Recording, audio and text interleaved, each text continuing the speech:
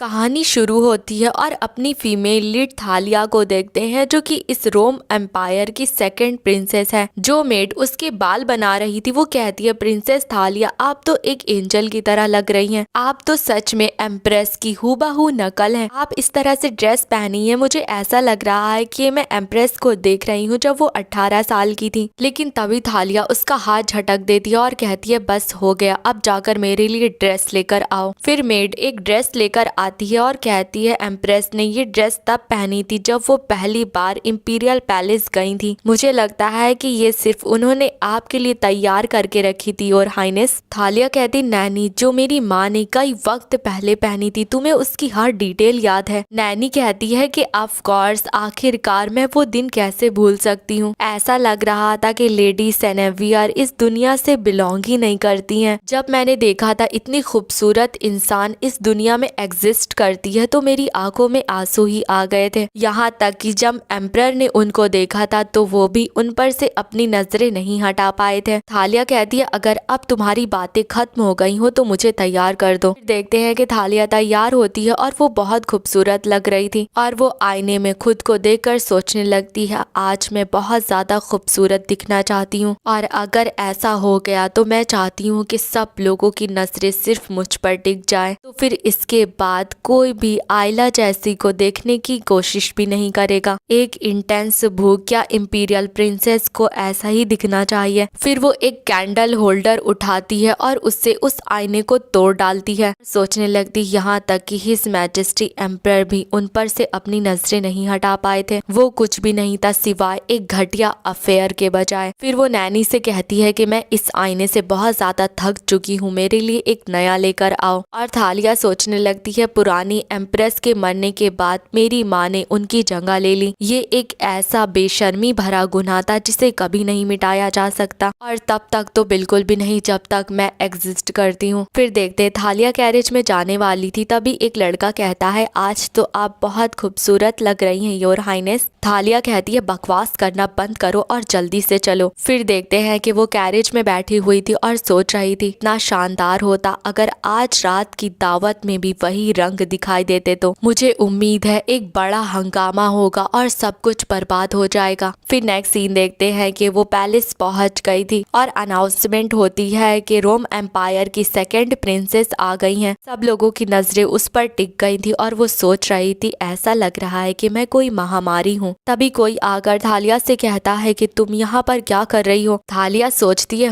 ये भी आयला के बिना दिमाग वाले फॉलोवर्स में से एक ही होगा। फिर वो मुस्कुराते हुए कहती है, क्या मैं ऐसी जगह पर आ गई हूँ जहाँ पर मुझे नहीं होना चाहिए था। ये मेरे फादर का पैलेस है और आज रात जो दावत होने वाली है वो मेरे सिबलिंग्स की है। क्या मेरे यहाँ पर आने में कोई दिक्कत हो गई है। वो लड़का बहुत ज्यादा शर्माने लगता है और आगे कुछ बोलता नहीं। फिर थोड़ी देर बाद देखते हैं थालिया सोच रही थी कि वो अभी तक यहाँ पर नहीं आई है। मुझ जैसे व्यक्ति के द्वारा अपमानित होने के बाद शायद से आज हम लोग आयला गेटा को नहीं देख पाएंगे। उस वक्त ऐसा लग रहा था मानो उसका लाल चमकीला दिल बाहर निकल रहा है। काश मैं ऐसा कर पाती कि वो इतनी ज्यादा उल्टी करती कि उसका दिल बाहर आ जाता और वो मर जाती। मर जाओ आयला, मर जाओ, दोबारा कभी अपनी आंखें मत खोलना। वो ये सब सोच ही रही थी तभी वहाँ पर कोई आकर कहता है कि योर हाइनेस, तुम तो बहुत बड़ी हो गई हो। दिन गुजरते के साथ साथ तुम और खूबसूरत होती जा रही हो। और थालिया सोचने लगती है, शायद से इसका नाम काउंट सेरियन था। थालिया कहती है, क्या मेरी माँ ने तुम्हें मुझे कंपनी करने के लिए भेजा है। सेरियन कहता है कि हर मैजेस्टी एम्प्रेस को हमेशा आपकी फिक्र होती है प्रिंसेस, लेकिन अगर उनकी रिक्वेस्ट ना होती तो शायद से मैं आपसे बात नहीं कर पाता। जरा अपने आसपास देखिए, यहाँ पर जितने भी आदमी हैं उन सब की नजरें सिर्फ आपके ऊपर हैं। वो भी चाहते हैं वो आपके पास आ सके, आपके हाथ को चूम सके, लेकिन वो खुद को रोक रहे हैं क्योंकि उनमें से कोई भी प्रिंस को नाराज नहीं करना चाहता और वैसे भी मैं काफी समय से उसकी नजरों में बुरा बना हुआ हूँ। इसीलिए आज मुझे आपको कंपनी देने के लिए कहा गया है और ये मेरे लिए किसी आशीर्वाद से कम नहीं है। थालिया कहती, क्या मेरी माँ ने अपनी बड़ी बेटी को बचाने के लिए कहा है जो कि यहाँ पर आकर एक ब्लैक शीप की तरह बर्ताव कर रही है। सेरियन कहता है कि हर मैजेस्टी ने मुझे हुक्म दिया है कि आप आज की दावत का मजा उठाएं और उन्होंने कहा है कि मैं कोशिश करूं कि आज आप बाकी सब लोगों से अलग नजर आए। तो क्या आप मेरे साथ डांस करने का मुझे ये सम्मान देना चाहेंगी और हाइनेस। और थालिया सोचने लगती है कि सब लोग यही विश कर रहे होंगे कि मैं यहाँ से गायब हो जाऊं या फिर एक चूहे की तरह कोने में जाकर बिल में छुप जाऊं, लेकिन मेरा कोई इरादा नहीं है उन लोगों को ये सुकून देने का। फिर वो सेरियान के साथ डांस करने लगती है और सब लोगों की नजरें उन्हीं पर अटक जाती हैं। और वहाँ पर कोई भी ऐसा इंसान नहीं था जो इस वक्त थालिया को नहीं देख रहा था, लेकिन ये सब देखकर थालिया को तो बहुत मजा आ रहा था। फिर अनाउंसमेंट होती और बताया जाता है कि प्रिंस और प्रिंसेस आ गए हैं। सेरियन कहता है काफी शर्म की बात है कि तुम्हारे फन के बीच में दखल दे दिया गया। फिर हमें बताया जाता है कि आयला रोम एम्पायर की फर्स्ट प्रिंसेस और गैरेथ रोम एम्पायर का क्राउन प्रिंस और आयला का ट्विन ब्रदर भी, सब लोग आकर आयला और गैरेथ को बधाइयां देने लगते हैं। और कुछ लोग थालिया को देखकर आपस में बातें कर रहे थे। थालिया सोचने लगती है चुप हो जाओ, मुझे उन लोगों से कंपेयर करना बंद करो। और थालिया के नजर में इस वक्त गैरेथ और आयला किसी सांप से कम नहीं थे। सेरियन कहता है ऐसा लगता है उन दोनों ने आपकी प्रेजेंस को तो पूरी तरह से इग्नोर कर दिया, तो अब आप क्या करने वाली हैं? क्या आप जाकर उनको ग्रीट करेंगी? शायद से यही वजह है ना जिसकी वजह से आज आप यहाँ पर आई हैं। और थालिया को देखते हैं जो कि गुस्से में अपने होठ को चबा रही थी। फिर वो अपने हाथ में वाइन का ग्लास पकड़ती है और जल्दी से पीछे मुड़ती है, लेकिन तभी उसकी नजरें जाकर किसी इंसान पर अटक जाती हैं। फिर हमें बताया जाता है इसका नाम है बारकस लाइदस सियर खान और ये रोम इंपीरियल गार्ड्स का कैप्टन है। और सब लोग बस उसी को देख रहे थे। बारकस जाकर आयला को ग्रीट करने लगता है। वो उसका हाथ पकड़ने जा रहा था, लेकिन थालिया को बहुत गुस्सा आ रहा था। वो सोच रही थी उसे मत छुओ, मैंने कहा कि बारकस को मत छुओ। तभी सेरियन कहता है कि मुझे लगता है कि ये ज्यादा बेहतर रहेगा अगर हम लोग बॉल रूम से चले जाए। तभी थालिया को होश आता है और वो सोचने लगती है बिल्कुल भी नहीं, मैं यहाँ पर इस वजह से नहीं आई थी कि इतने पैथेटिक तरह से वापस चली जाऊं। फिर वो जाकर उन लोगों के सामने खड़ी हो जाती है और कहती हेलो माय रिस्पेक्टेड ब्रदर और मेरी डियर सिस्टर, मुझे बहुत खुशी है कि तुम रिकवर हो गई। जब हम पिछली बार मिले थे तो तुम्हारी हालत बहुत खराब थी। और तभी आयला मुस्कुरा कर कहती है तुम्हारा बहुत शुक्रिया कि अब मैं बहुत बेहतर महसूस कर रही हूँ। और थालिया को इस जवाब की उम्मीद नहीं थी। वो सोचने लगती है ये इस तरह का चेहरा कैसे बना सकती है, जबकि ये बात अच्छे से जानती है इसको जिसने जहर दिया था वो मैं ही थी। ऐसा लग रहा है कि मानो मैं इसके गुस्से के काबिल ही नहीं हूँ, जैसे कि ये किसी ऐसी चीज को देख रही है जो बहुत बेकार है। मुझे उसे उल्टी कराने वाली दवा नहीं बल्कि एक जानलेवा जहर दे देना चाहिए था, भले ही मुझे इसके लिए फांसी की सजा क्यों ना हो जाती या फिर मुझे अनंत काल तक नर्क में क्यों ना जलाया जाता। मुझे उसी वक्त इसकी जिंदगी को खत्म कर देना चाहिए था। और तभी गैरेथ थालिया से कहता है कि तुम्हारी हिम्मत कैसे हुई अपनी शक्ल यहाँ पर दिखाने की? क्या तुम्हारी माँ ने यहाँ पर आकर मेरी प्यारी प्रजा को सेड्यूस करने के लिए कहा था? तुम सच में कितनी ज्यादा वल्गर हो। थालिया कहती क्या कहा वल्गर? मुझे लगता है कि ये कुछ ज्यादा हो गया। आज जो मैं ड्रेस पहनी हूँ ये वही ड्रेस है जो मेरी माँ ने तब पहनी थी जब वो पहली बार एम्परर से मिली थी। ये बहुत मीनिंगफुल ड्रेस है और हमारे पिता को ये ड्रेस बहुत ज्यादा पसंद है। तभी आयला आकर गैरेथ को रोक लेती है और थालिया से कहती है खैर यहाँ पर आने के लिए शुक्रिया। आज का दिन हमारे लिए बहुत खास है, स्पेशली मेरे लिए। मैं चाहती हूँ जितने ज्यादा लोग हमारे साथ सेलिब्रेट करेंगे उतनी अच्छी बात है। और वो बारकस का हाथ पकड़ के कहती है हमारी ऑफिशियल वेडिंग डेट आखिरकार सेट हो चुकी है। बसंत का मौसम शुरू होगा तब मैं सियर खान फैमिली में शामिल हो जाऊंगी, लेकिन बेशक उससे पहले प्रीस्ट का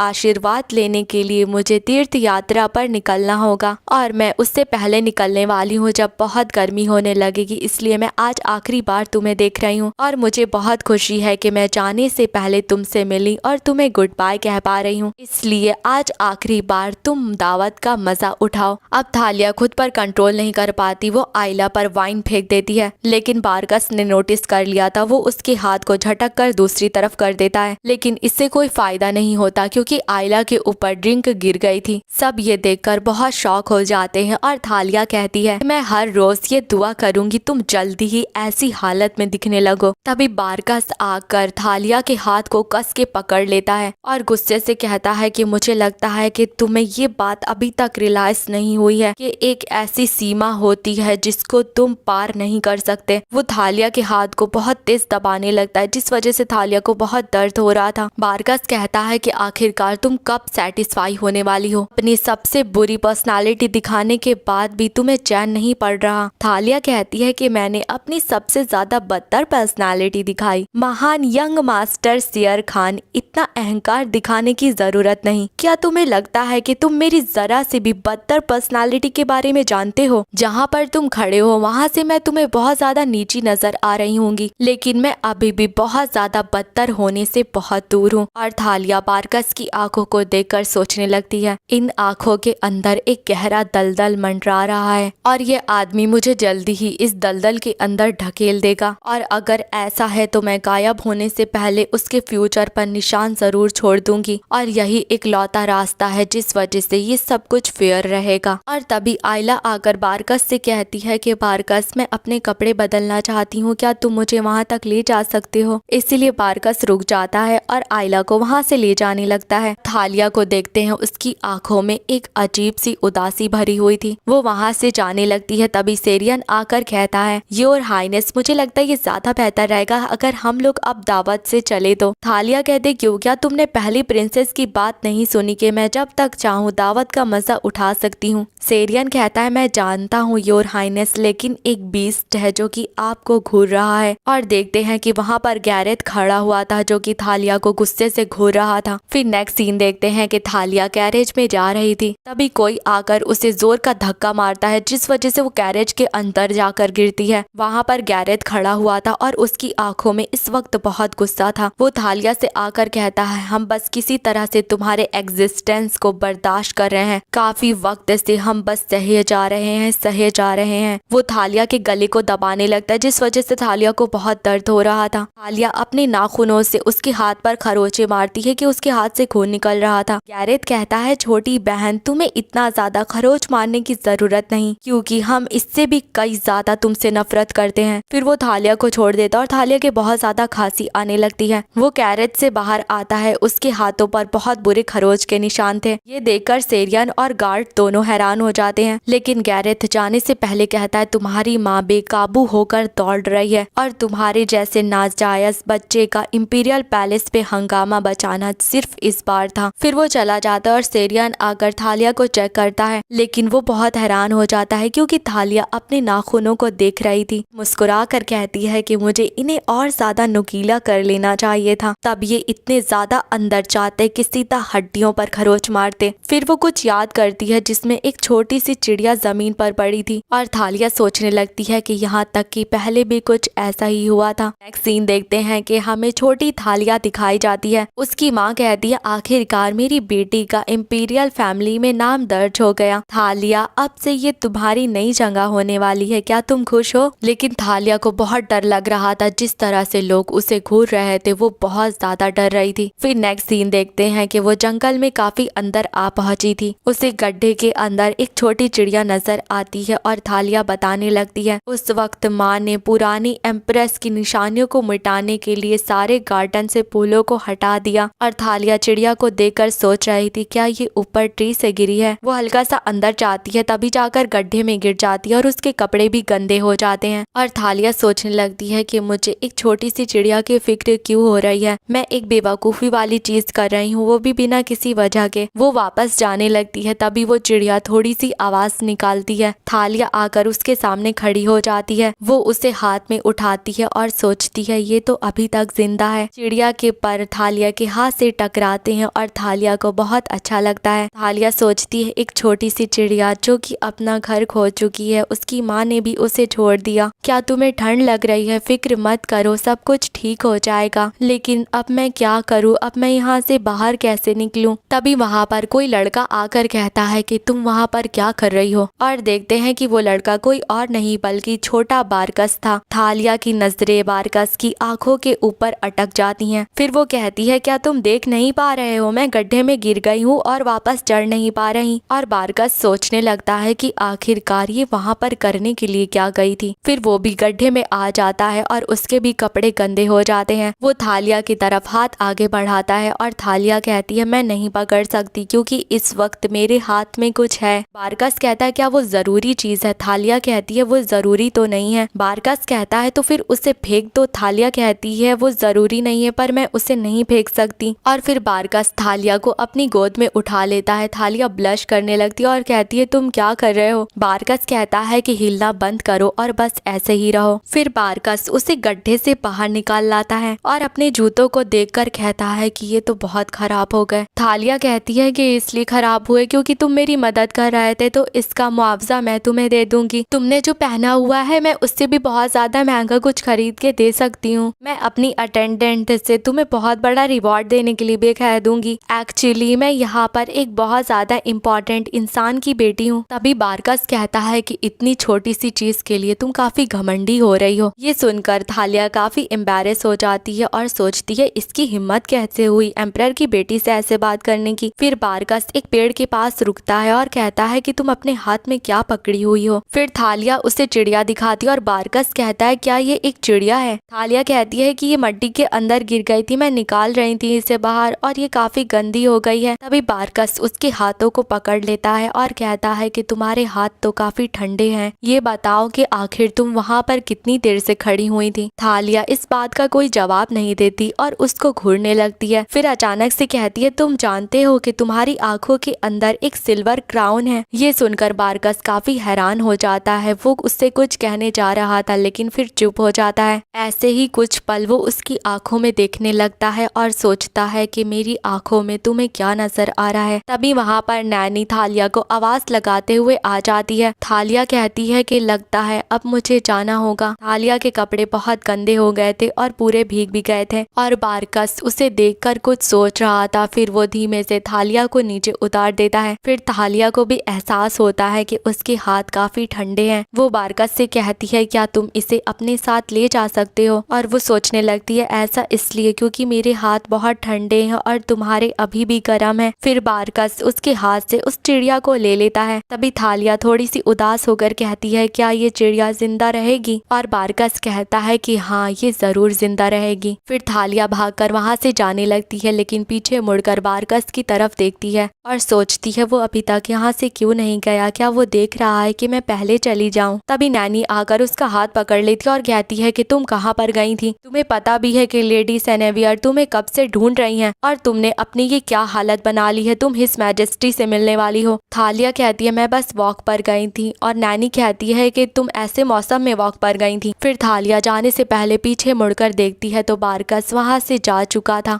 कुछ वर्कर्स को देखते हैं जो कि सामान ले जा रहे थे। थालिया खिड़की के पास खड़ी होकर उन लोगों को देख रही थी और सोच रही थी पूरे इंपीरियल पैलेस में इस वक्त बहुत शोर हो रहा है क्योंकि कुछ ही दिनों में फर्स्ट प्रिंसेस और क्राउन प्रिंस तीर्थ यात्रा पर निकलने वाले हैं। ग्रेट एम्परर जो कि इस रोम एम्पायर के फाउंडर थे, उनके वंशज होने के नाते ये प्रथा करना जरूरी है। औरतें ज्यादातर शादी से पहले चाहती हैं और आदमी 20 साल के होने के बाद चाहते हैं और मान्यता के आधार पर जिन लोगों का जन्म सेम दिन पर हुआ है उन लोगों को साथ में गॉड की ब्लेसिंग लेने के लिए जाना होगा। इसीलिए फर्स्ट प्रिंसेस और क्राउन प्रिंस दोनों के लिए तैयारियां की जा रही हैं और उन लोगों के प्रोटेक्शन का जो इंचार्ज है वो इंपीरियल गार्ड्स का कैप्टन बारकस है। तभी अचानक से बारिश शुरू हो जाती है जिस वजह से बारकस भीगने लगता है और थालिया उसको देखकर सोच रही थी उसी दिन की तरह फिर से बारिश हो रही है। उस दोपहर जब मैं वापस आई थी तो ना ही मेरे फादर आए थे और ना ही मेरी माँ आई थी। मुझे बहुत ज्यादा पछतावा हो रहा था। मैं सोच रही थी काश मैं उसके पीछे चली जाती। उसके बाद जब भी मुझे मौका मिलता था तो मैं गार्डन में उसे ढूंढने के लिए जाती थी लेकिन मुझे दोबारा वो लड़का कभी दिखाई नहीं दिया। फिर छोटी थालिया को देखते हैं जो अपने कमरे में लेटने के लिए आती है लेकिन उसे काफी ठंड लग रही थी और वो उसी पल को याद करती है जब उसे बारकस के हाथों की वो गर्माहट महसूस हुई थी। फिर नेक्स्ट सीन देखते हैं थालिया जाते हुए सोच रही थी क्या वो मेरा इल्यूजन था जो कि मेरे अकेलेपन ने बनाया था। शायद से वो कोई ऐसा हो जो कि एग्जिस्ट करता ही ना हो। तभी उसकी नजर खिड़की के बाहर पड़ती है और वहाँ पर कोई और नहीं बल्कि बारकस था जो कि ट्रेनिंग कर रहा था। वो अपने बटलर से कहती है कि वो इंसान, क्या आपको पता है कि वो कौन है। बटलर कहते हैं कि वो ट्रेनी नाइट्स है जो कि इंपीरियल गार्ड बनने की तैयारी कर रहे हैं और वो सारे बच्चे एक बहुत अच्छी नोबल फैमिली से आते हैं। थालिया बारकस के बारे में पूछने जा रही थी तभी बटलर कहते हैं कि हिज मैजेस्टी इंतजार कर रहे होंगे इसलिए जल्दी चलिए। और थालिया सोचने लगती है कि मेरे फादर यानी कि एम्पायर को मेरे अंदर कोई भी दिलचस्पी नहीं है और मैं उनसे बहुत नफरत करती हूँ क्योंकि उन्होंने मेरी माँ को मुझसे छीन लिया। इस वक्त मैं उनके सामने खड़ी हूँ फिर भी वो मुझे देख नहीं रहे, हालांकि मैं एकदम अपनी माँ की तरह दिखती हूँ जिनसे ये बहुत प्यार करते हैं। और एम्परर कहते हैं कि आज से तुम इंपीरियल फैमिली की तहजीब सीखने वाली हो, इसलिए मैंने तुम्हारे लिए कुछ टीचर्स को तैयार किया है, तो फिर हर रोज शाम होने से पहले मेन पैलेस आ जाना। तुमसे जो छूट गया है उसकी भरपाई करने के लिए तुम्हें अपनी पूरी कोशिश करनी होगी। हालिया फिर से उसी जगह पर वापस आती है जहाँ पर बारकस ट्रेनिंग कर रहा था और वो सोचने लगती है क्या वो फिर से यहाँ पर कल आएगा। फिर अगली सुबह देखते हैं वो क्लासेस करने के बाद फिर से उसी जगह पर पहुँचती है जहाँ पर बारकस ट्रेनिंग कर रहा था और थालिया खुश होते हुए उसे देखने लगती है और सोचने लगती है कि उस दिन के बाद से जब भी मेरे लेसन खत्म होते थे मैं उसको देखने के लिए जाती थी। मैं तुमसे पूछना चाहती थी कि उस चिड़िया का क्या हुआ, क्या वो मर गई, क्या तुमने उसे कहीं दफना दिया या फिर वो ठीक थी और उड़कर कहीं दूर चली गई। और इसके अलावा क्या तुम्हारी आंखों में अभी भी वो सिल्वर क्राउन है। तभी अचानक उसके पीछे उसकी माँ आ जाती है और कहती है कि तुम क्या देख रही हो। अपनी माँ को अचानक से देखकर थालिया बहुत ज्यादा चौंक जाती है, लेकिन उसकी माँ यानी कि एम्प्रेस समझ जाती है और वो कहती है कि वो ग्रैंड ड्यूक सियर खान का बेटा है। थालिया सोचने लगती है सियर खान, मुझे लग ही रहा था कि वो एक बहुत बड़ी नोबल फैमिली से आता है। तभी एम्प्रेस कहती है क्या